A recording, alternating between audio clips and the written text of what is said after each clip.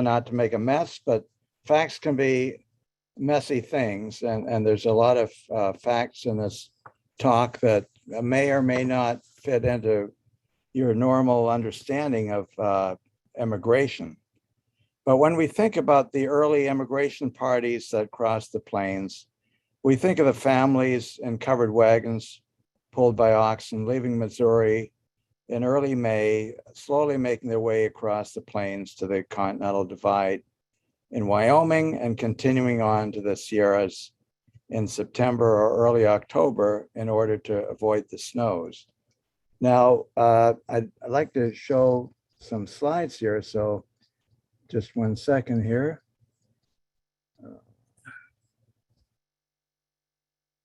Let's see. Here we are. Okay, just 1 second.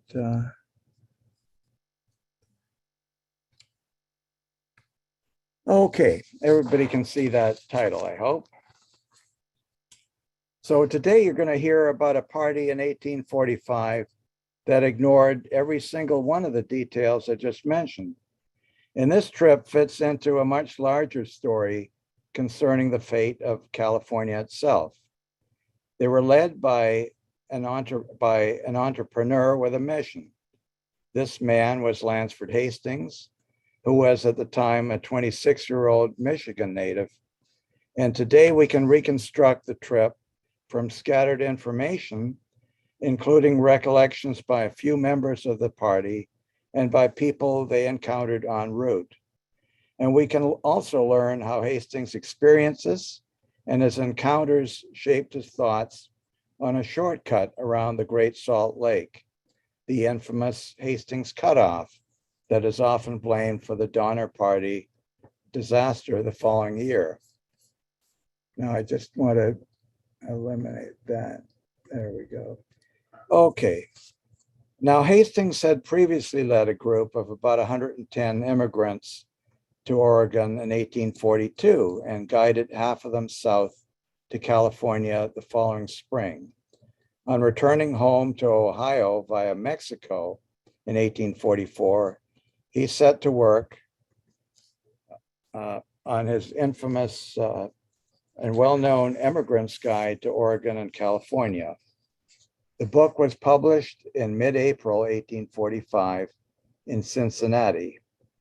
His book described California as an idyllic destination occupied by a lazy Mexican population, which would soon be displaced by a republic controlled by industrious Americans. And when interviewed in 1845 by a newspaper editor, Hastings provided remarkable predictions of the events to come. The editor wrote, quote, "Hastings informed me that the American residents in California had fully resolved to throw off the Mexican yoke and that the independent government would be formed next fall in September or October. He says that it will be a bloodless revolution as the Mexicans there are entirely unable to cope with the foreign residents, and the country is so remote from the central government in Mexico City and from Washington, D.C. Mr. Hastings thinks California will not be annexed to the United States. The feeling, he says, is entirely in favor of an independent government. It is to be called the Republic of California, and the government is to be modeled on that of the United States." Remember, this was written over a year before the Bear Flag Revolt.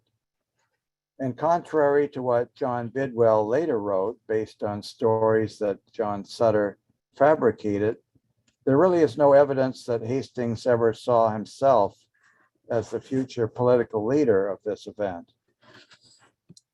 Now, while Hastings was in Ohio in the spring of 1845, he met Sam Brannan, who was visiting from New York. Brannan and his friend, William Smith, who was Joseph Smith's sole surviving brother, were the two most prominent Mormons in the eastern United States. Brannan and Smith were the publishers of an influential Mormon newspaper in New York. And Brannan was on his way to Nauvoo, Illinois, to meet Brigham Young.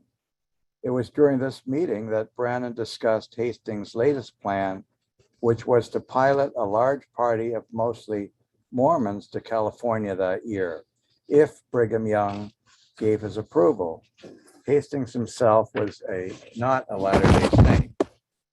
Now, while Brannan was meeting with Brigham Young, Hastings traveled north from Cincinnati to St. Joseph in Michigan, where he recruited the first 5 men for his next overland trip. They would meet him in Missouri in July. Now he hurried east to New York, where he arrived before the end of May and was publicizing Oregon, California, and his book to whoever might be interested. Brannan returned to New York the next month, and at once articles appeared in his newspaper describing the far West with advice on getting to California. He included lengthy excerpts from Hastings' new Emigrant's Guide. Now, as July began, Hastings was still publicizing his book in New York City. Addressing a large Mormon assembly, he presented his plans to lead a substantial party to California that summer. Hastings may have wished to coordinate an overland migration of Mormons with an ocean-bound group led by Brannan, but Young declined Hastings in taking any of his Mormon flock, and Brannan would not depart New York by ship for San Francisco until February of the next year. So sometime before mid-July, Hastings finally decided he had better leave for Missouri if he was going to make that overland trip in 1845. By July the 25th, he had arrived in St. Louis and addressed a public meeting at the courthouse. He was described as a elegantly dressed, tall, fine-looking man with light brown hair and a beard. A local paper related, "As we are informed, an expedition will leave Independence about the 10th of next month for the far West. We should judge that it was somewhat too late in the season to start out on such a journey, as it will be winter ere the points of destination be reached, thus subjecting the emigrants to unnecessary exposure and hardships. The first or the middle of May is the best and safest time for expeditions to those remote parts." And Hastings had written the same advice in his newly published Emigrant's Guide. But he ignored what he had written, and he was a persuasive speaker who knew how to excite his audience. He informed them that he urged emigration as a means of extending civil and religious liberty. Such words would greatly resonate among the willing recruits. Missouri in 1845 was raging with the ideas of manifest destiny and what they called California fever. Hastings now wanted to arrive in California before the anticipated enormous Mormon emigration that he still predicted, so that he could provide them with a platted town site and benefit financially as their agent in what would surely soon become an independent republic. He had already written letters to John Sutter and John Marsh in California, who then relayed the information to Thomas Larkin, the American consul in California. Marsh wrote, "It is highly probable, almost certain, that Hastings is now on his way to this place with a numerous company of immigrants. It is said 2,000, principally families from Ohio and Kentucky, mostly of good character and some property." In early August, Hastings and several other enthusiastic immigrants bound for California made their separate ways by steamboat from St. Louis to Independence, Missouri.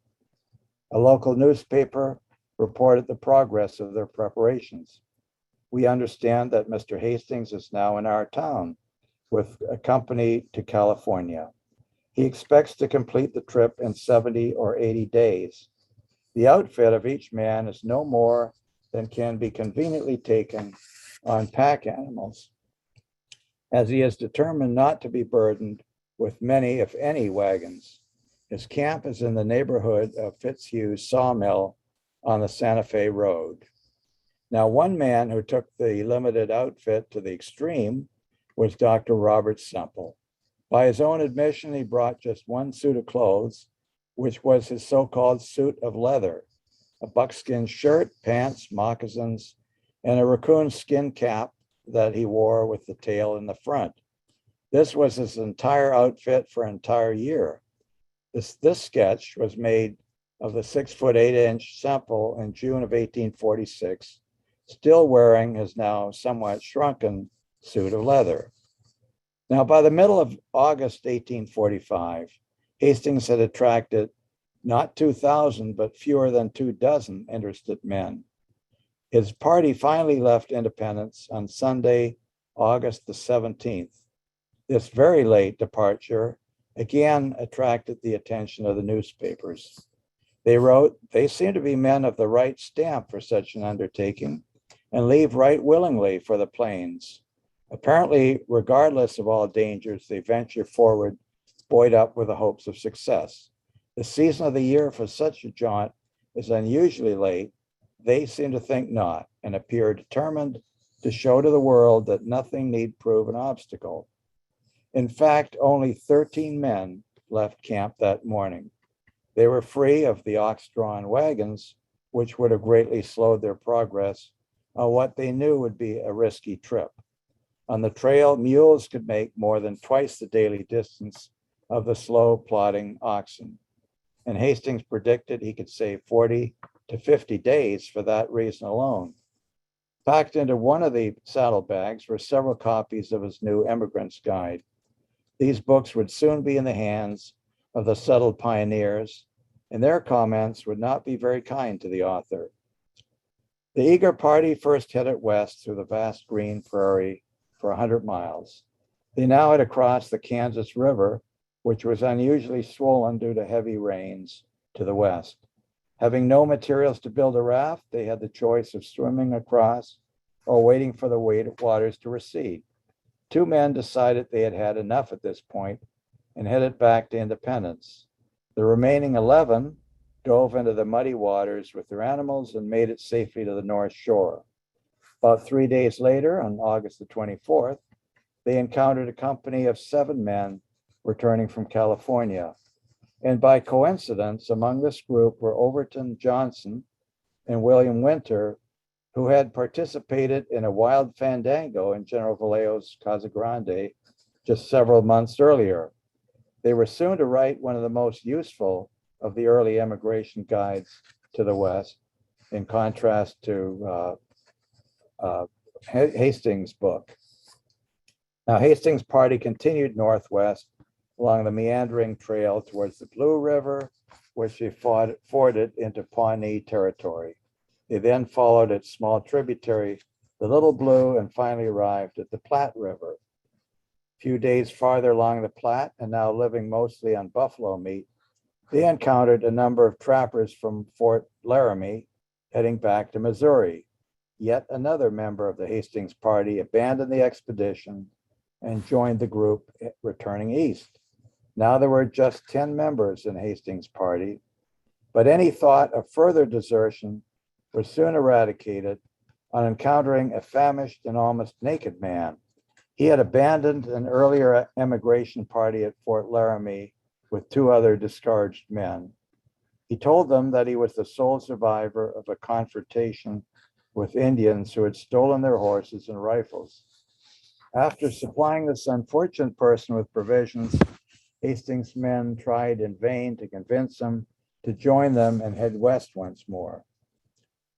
Hastings' party now continued along the North Platte River for another 100 miles. It was probably on September the 8th that the welcome sight of Fort Laramie came into view. The impressive whitewashed walls rose from the bank on Laramie Creek. The party had averaged close to 30 miles per day since they left Independence. This rapid pace was made possible because they were unencumbered with oxen and wagons. And as predicted, it had reduced the usual travel time by half.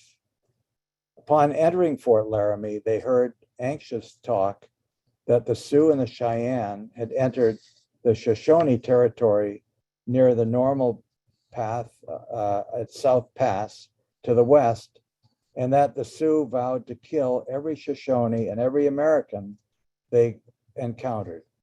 The the aggressing tribes were not expected to return to their homelands for several more weeks.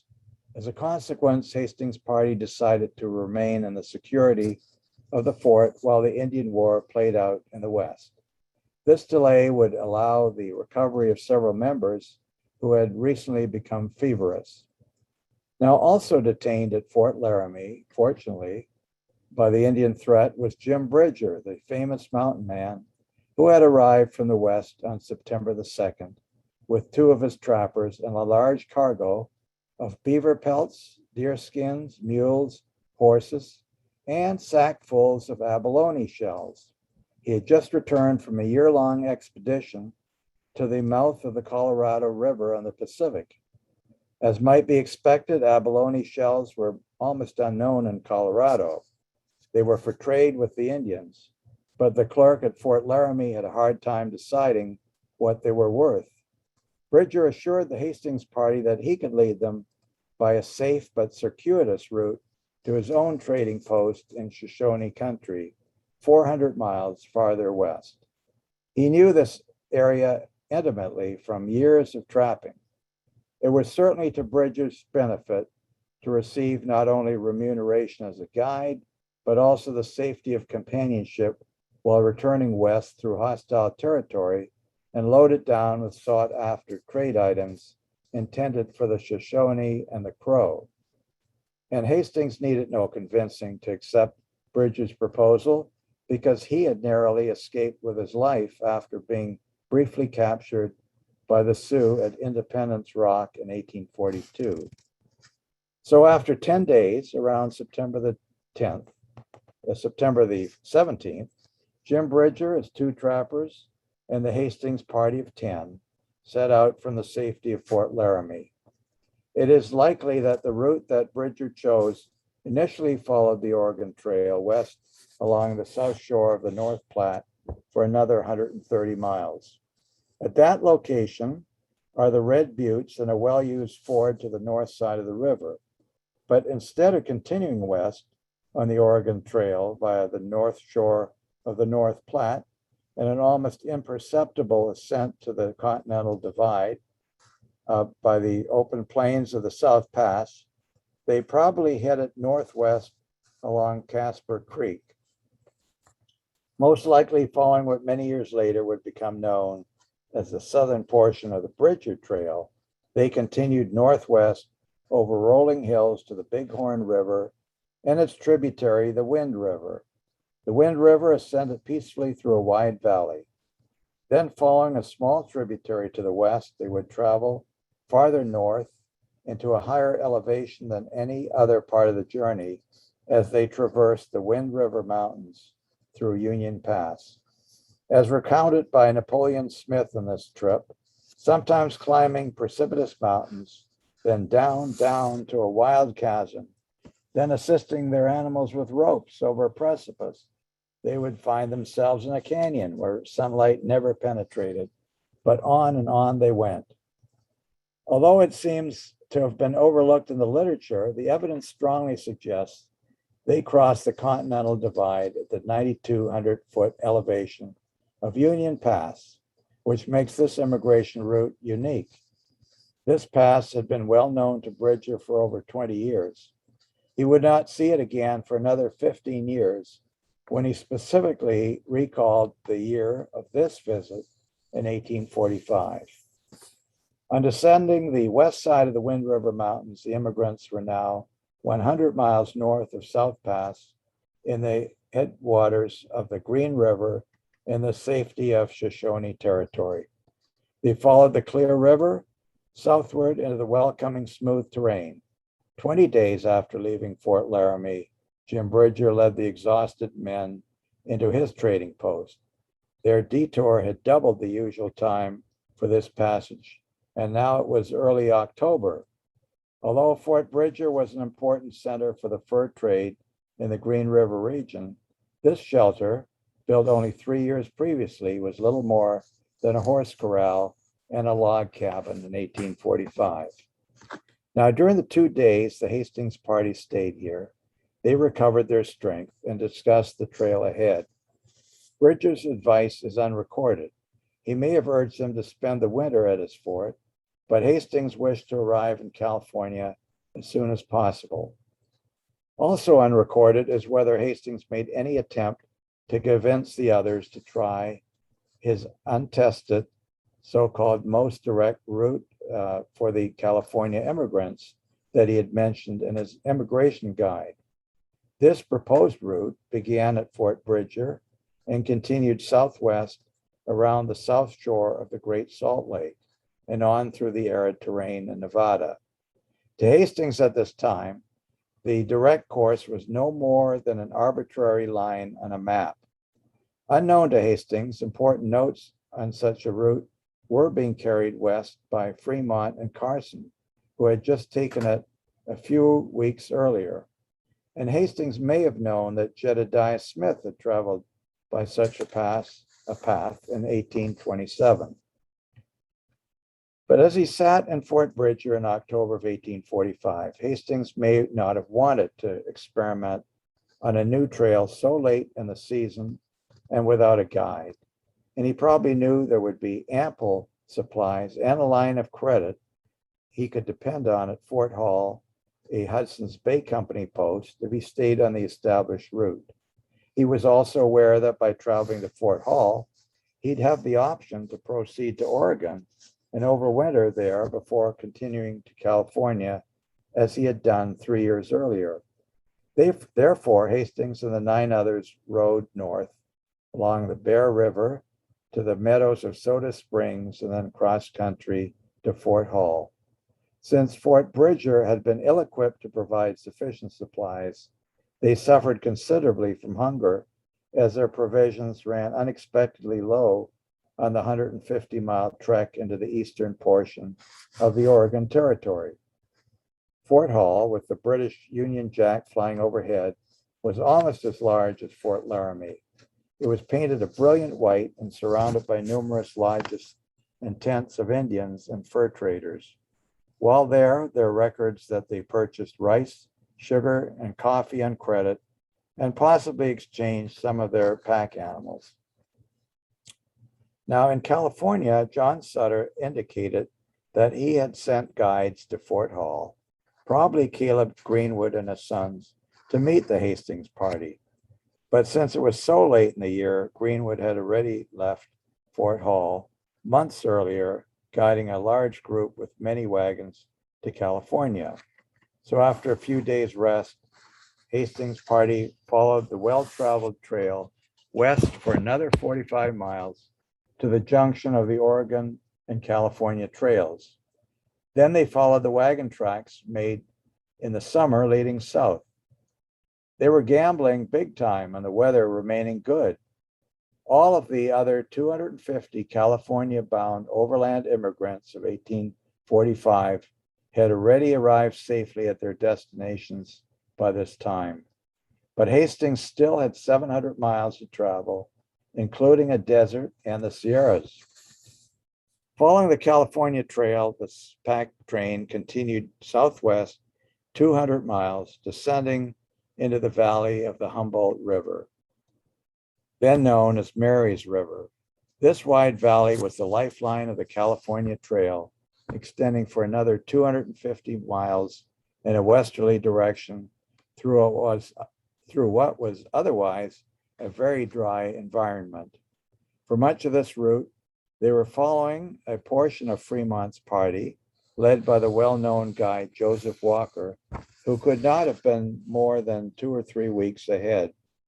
By the time Hastings got to the sink of the river, the men were placed on rations because the food they had estimated would be sufficient to last them into California was running dangerously short once again. Then, during a moment of inattention, as they were entering the 40-mile desert, one of their horses was stolen by Indians. Hastings and William Mendenhall, another member of the party, raced in pursuit. Confident that the pair would soon catch up, the remaining 8 men continued west into the desert into the night. They had barely begun to make camp when breezes from the west carried the almost undetectable scent of fresh water to the untethered animals. The horses and mules stampeded into the darkness. The 8 men ran in pursuit, leaving their unpacked belongings behind. And it was to this abandoned campsite that Hastings and Mendenhall returned the following day with their recovered horse. It must have initially suggested a catastrophe had occurred, but in the distance they could make out an unbroken green line. These were the cottonwood trees, the first sizable trees they had seen in over 450 miles, and a welcome indicator of abundant water ahead. The party was soon reunited on the banks of the Truckee River. Still unconcerned about the lateness of the season, Hastings' party remained on the banks of the river in mid-November for 3 or 4 days to recover their strength and to fish and explore. When the time came to break camp, the party soon discovered that following the Truckee River was no easy matter. Countless times the trail crossed the boulder-strewn water, flowing briskly and hemmed in at times by the high barren mountains on either side. After 20 miles, they entered the large, fertile Truckee meadows and finally arrived at the eastern end of Donner Lake, still known as Truckee Lake in 1845. And near the lake stood the abandoned cabin built by Moses Schellenberger, who 1 year earlier had been too weak to continue through deep snows. 1 year later, after Hastings' trip, the cabin would be occupied again, this time by the Breen family of the ill-fated Donner Party in much deeper snow. It was near this hut that Hastings and his men reflected on an increasingly serious problem, which had nothing to do with the steep climb ahead or the snow that was already present in small amounts. Their progress had only averaged about 10 miles per day since leaving Fort Hall, mostly due to sickness and hunger. As Napoleon Smith explained, for the previous 14 days, they had been on very short rations, and it was determined that the flour, and that was about all they had left to sustain life, should be given to 4 men who would travel as best they could. These 4 would bring the pack animals and also included 2 men who were quite sick. The remaining 6 would proceed in advance and rely entirely on foraging and finding game. These 6 hunters included Hastings, Semple, Smith, and 3 others. No game could be found in the vicinity, but fate smiled at them. Significant snows were very late in arriving this year. They began the steep 5-mile ascent up a series of cliffs and granite boulders that must have felt great relief because they had no wagons. The ascent was accomplished within a single day. According to Robert Semple, it was December the 18th when the party of 6 men made it to the summit. They were welcomed by Lake Mary, a small body of water commonly used as a resting place. Exactly 2 weeks earlier, Fremont had stopped here, recorded an afternoon temperature of 46 degrees and an altitude of 7,200 feet. Hunger was more than ever a factor for Hastings and his men. For 2 days, they had traveled with nothing to eat, so it was decided to spread apart and devote a day to hunting. Smith was the only successful hunter. He slew what he called a noble buck, which was eagerly devoured by the famished men. They left a portion of the deer in the cold stream for the following 4 men to find. The next morning, they began a gradual descent through the meadow, which deteriorated into a more treacherous trail as it twisted between huge rocks, snaked up and down steep hills, and descended into the narrow boulder-strewn valley of the westward flowing Yuba River. They finally emerged from the mountains into the fertile and warmer foothills of the Bear Valley. Now, Hastings' party of 6 were once again famished when they reached Johnson's ranch on the evening of December the 21st. The main building, which was the first they had seen since leaving Fort Hall, was a small half-log, half-adobe house surrounded by a few large trees and fields of cattle. Johnson was visiting Sutter's Fort at this time, but his Indian workers offered them food. 2 men were sent back the next morning with provisions for the trailing party of 4 who were still descending the foothills and close to starvation, not having found the remnants of the slaughtered deer in the mountains and having entirely run out of all their food. The next evening, they were all reunited at Johnson's ranch and consumed an entire quarter of a cow. Now, saddling up on Christmas Eve, the party forded the Bear River, continued southwest to the Feather River, and then south to the American River, where they entered the ranch of John Sinclair. This Scot had 100 acres of wheat, herds of cattle, and a large, neatly kept house, which reminded the immigrants of the farms they had left behind in the East. Here they sat down to eat what Mendenhall described as the first square meal they had had since leaving Missouri. The next morning on Christmas Day, they crossed the American River on the final short trek to Sutter's Fort. It had been raining steadily as the first downpour of the season covered the mountains in a heavy blanket of snow. Sutter noted in his diary, if they had arrived 1 day later, they would have been cut off by the immense quantity of snow. I kept the whole party over winter, some of them I employed. Now, Fremont, accompanied by Kit Carson, about 15 others, had arrived here on December the 10th, but had already left to find the rest of his party who were mapping a more southerly route into California. Then on January the 15th, Fremont returned and was greeted with a salute from Sutter's cannons. He had still been unable to reconnoiter with the other portion of his men, who had taken an even more southerly route into California than Fremont had anticipated. But now meeting Fremont face to face for the first time, Hastings used this opportunity to compare their recent routes. He was well aware that for much of their time on the California Trail, Fremont's men had been not too far ahead. But now, for the first time, he could gain specific information on that trail south of the Great Salt Lake that Fremont had taken. Hastings' idea of the shortcut was still quite vague.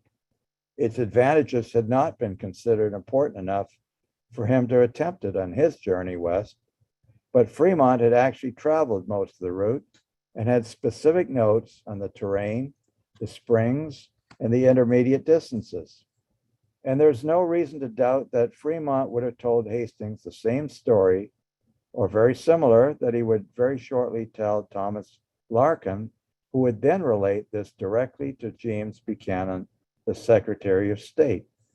And what was written is, quote, Captain Fremont passed south of Great Salt Lake, having taken a route supposed to be a desert, which made his distance to California 800 or 900 miles less.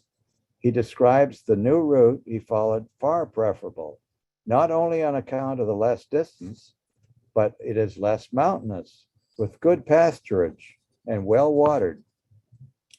And Fremont wrote a similar description to his wife just a few days later.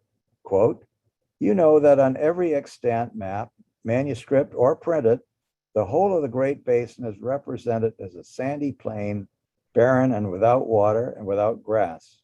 Tell your father, that would be Senator Benton, I crossed it. Instead of a plain, I found throughout its whole extent, it was traversed by parallel ranges of lofty mountains, while below the valleys had none. Instead of a barren country, the mountains were covered with grasses of the best quality and containing more deer and mountain sheep than we had seen in any previous part of our voyage. So utterly at variance with every description from authentic sources or free from rumor or report, it is fair to consider this country as hitherto wholly unexplored and never before visited by a white man. And this, I believe, is why Hastings was so convinced of the benefits of the cutoff that would be named Hastings Cutoff and not Fremont's Cutoff, which went south of the Great Salt Lake City, and why Hastings recommended it so strongly for future immigrant parties. Now, just 4 days after Fremont left Sutter's Fort, once again to find his missing men, Hastings was left behind with confirmation of exactly what he had hoped to hear, and from the mouth of America's most respected pathfinder. Such an inaccurate description would dangerously mislead Hastings. He would soon tell travelers that Fremont discovered this trail and found it to be an excellent one. In reality, the trail would cross almost 80 miles of an acrid salt plain devoid of any grass or water. Jedediah Smith had written more accurately of his travels through this area in 1827. He wrote, "The country between the mountain, which is south of Lake Tahoe, to the lake, which was the southwest corner of Great Salt Lake, is completely barren and entirely destitute of game. We frequently traveled 2 days without water over salty deserts where no sign of vegetation was to be seen." Now, immediately following Fremont's departure from Sutter's Fort, Hastings and Bidwell started to lay out a town site they called Suttersville on an elevated location on the nearby Sacramento River. And land records suggest that Sutter had conveyed a 1/2 square mile of land here to Hastings in late 1845. Based on what he had heard from Hastings, Jacob Leese in Sonoma noted in a letter to Thomas Larkin, "2 ships sailed in August last for this land with all kinds of cultivating implements and seeds. For this purpose, Captain Hastings has come ahead to make arrangements." Hastings continued his stories about the thousands of Mormons and other immigrants about to arrive. So Larkin wrote to the Secretary of State on April the 2nd, "Hastings is laying off a town at New Helvetia for the Mormons." In April, Hastings and a guide, James Kleiman, led a pack train east over the Sierras, starting from Johnson's Ranch, with 24 disillusioned eastern-bound immigrants, including women and children, and a man by the name of A.H. Crosby, who had been in the party Hastings led to California less than 4 months earlier. Hastings wrote now for the first time, "I am determined to go back as far as Green River or Bridger's Fort with a view to conducting the new immigrants to this country by a better and more direct route than is usually traveled." He indicated to John Sutter that he intended to bring immigrants via the route just traveled by Fremont, which he believed were 300 to 400 miles shorter than the route via Fort Hall. After crossing the Sierra Nevada mountains, Hastings and 7 others attempted to follow the trail Fremont had just described. Hastings had been told there would be no portion of the trail more than 20 miles from fresh water. Believing they had lost Fremont's trail, they persevered for 30 hours without grass or water through a salt desert while heading east. Fremont finally reached the Sweetwater River east of South Pass and returned to Fort Bridger with the first western-bound travelers of 1846 to persuade as many of them as possible to follow the cutoff. One immigrant, Dr. T. Pope Long, observed, "We will take a nearer route crossing the country on the south end of the Great Salt Lake. This route will cut off at least 250 miles and is the one through which Captain Fremont passed last year. It is proposed by Mr. Hastings, who has been with us for some time. He came through on horseback and reports the route perfectly practical for wagons." Likewise, William Russell noted that Hastings offered to take them by a new route he claimed had been discovered by Fremont. He told this group the route would save them 200 miles while traveling through fine farming country with plenty of grass for the cattle.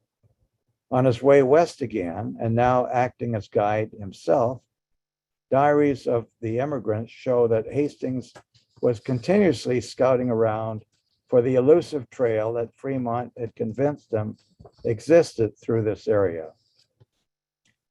Hastings' reputation was not significantly affected until many years later. Today, his name is linked forever with the Donner Party disaster that followed. Perhaps unfairly, since he was deceived by what he had been told by Fremont, but also because over 200 immigrants with almost 70 horse wagons just ahead of the Donner Party and the Hastings cutoff in 1846 had made it safely to California. And this shows us that the disaster could have been avoided if the Donner Party had kept up with the others. Instead, they encountered the worst and also one of the earliest winters of the century. Now, meanwhile, after leaving Hastings at the Sweetwater River in the Rockies in the summer of 1845, James Clyman, who had been Hastings' guide up to that point, continued east to Missouri with the pack train from California. And safely packed away this time was a detailed letter by Robert Semple. It contained a comprehensive account of the Sacramento Valley, its resources, its climate, and agricultural potential, and a list of what immigrants should bring. It would be published in a St. Louis paper and reprinted in Horace Greeley's New York Weekly Tribune. Greeley praised the letter, which he wrote gives the clearest and fairest account of the peculiar advantages and disadvantages of California as a country to settle and live in that we have met with, which will benefit those intending to emigrate thither. And realizing the potential appeal of this letter, Hastings made sure that all future editions of his immigration guide, now with a new name, and Hastings published 5 more editions of the guide between 1847 and 1857, would contain this letter as a new chapter in his book, the chapter called Sketch of the Country by the Honorable Robert Semple. And just months after his arrival in California, Semple would become one of the leaders of the Bear Flag Revolt, a revolt Hastings had predicted. Semple would become nicknamed the Buen Oso, the Good Bear, by General Vallejo, then published the first newspaper in California, a bilingual newspaper, found the city of Benicia together with General Vallejo, and then in 1849 served as president of the California Constitutional Convention held in Monterey. And let's look at some of the other members of the party. Napoleon Bonaparte Smith and his brother Henry Clay Smith would probably sell goods to the gold miners in San Jose and in Martinez. William Mendenhall would buy a large ranch in Alameda County, survey and sell town lots, and found the city of Livermore. William Loker would become Sutter's chief clerk and testify at the court-martial of Fremont in Washington, D.C. And then there was John Nash, who was elected the first American alcalde of Sonoma, the first alcalde, that is, who was not a naturalized Mexican, in July of 1846. He served in this position for a year, but he wasn't highly regarded by many. In fact, when Nash refused to surrender the official city records of Sonoma to a successor, Captain John Brackett, in charge of the New York Volunteers in Sonoma, wrote, quote, "I think that mere imprisonment would produce no effect on him, but if imprisoned on bread and water, with the allowance each day decreased, he might recover his senses. This man, Nash, is of a very sullen and obstinate disposition." And what about Hastings? Due principally to Brigham Young's determination not to proceed west of the Great Salt Lake in 1846, Hastings could not attract the thousands of Mormons he expected would settle at Suttersville, or on another site he purchased and named Montezuma on the lower Sacramento River.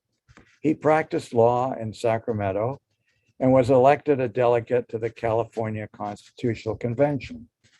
His association with the Donner Party disaster wasn't held against him by most people of the time. He was one of the first 3 delegates to sign in at the beginning of the convention, along with his trail partner, Robert Semple, and his early host, John Sutter. He was elected chairman of the committee that recommended the boundaries for the new state. It was Hastings who recommended the eastern border of the state of California as we know it today, rather than a border much farther east. And one reason he gave was to allow his old friends, the Latter-day Saints, to establish a territory of their own to the east. After much debate, Congress would approve the California Constitution as written and Hastings' boundaries for California, a lasting legacy of Hastings' activities in 1845 that preceded his remarkable journey to California. Well, thank you for your hour of attention, and I'd be very happy to answer any questions if you have any at this point. If you have questions, please unmute yourself, or you can always write something in the chat.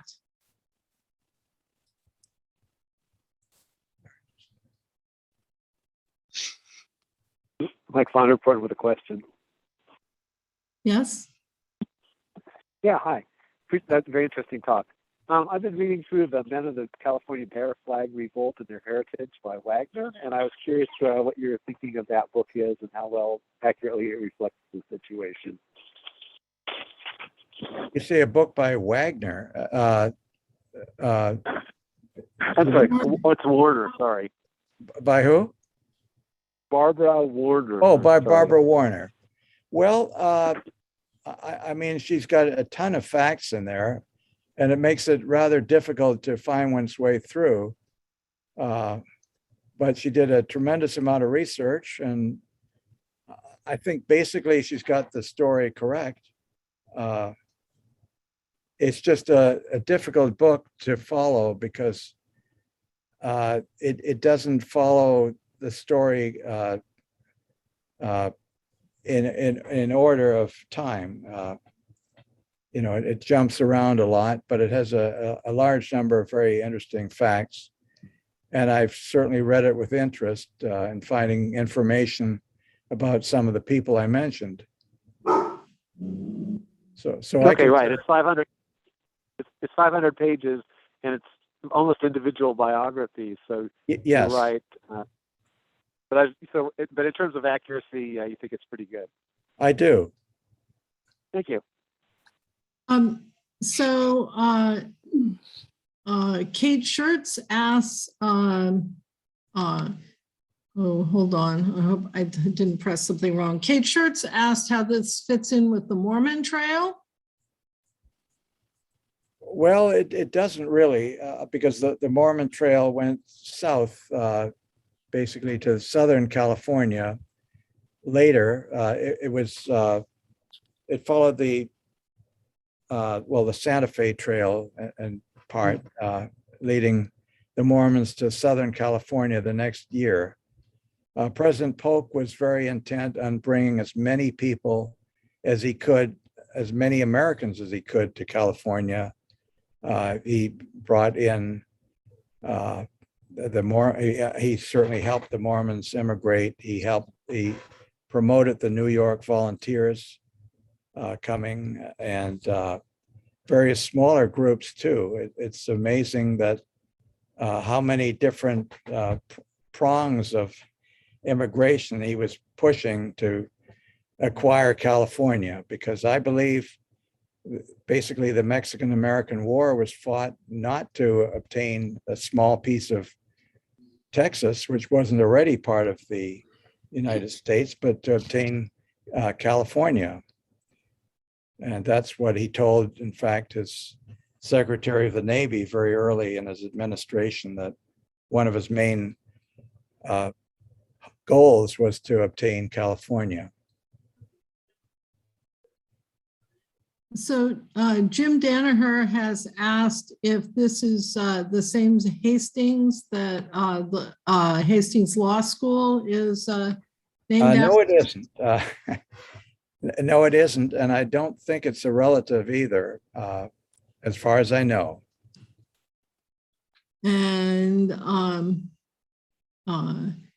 Diana Painter would like to know who painted the scene on your last slide. I wish I knew. I saw this painting in a museum, I believe in Novato, and I really liked it. So I took a picture of it.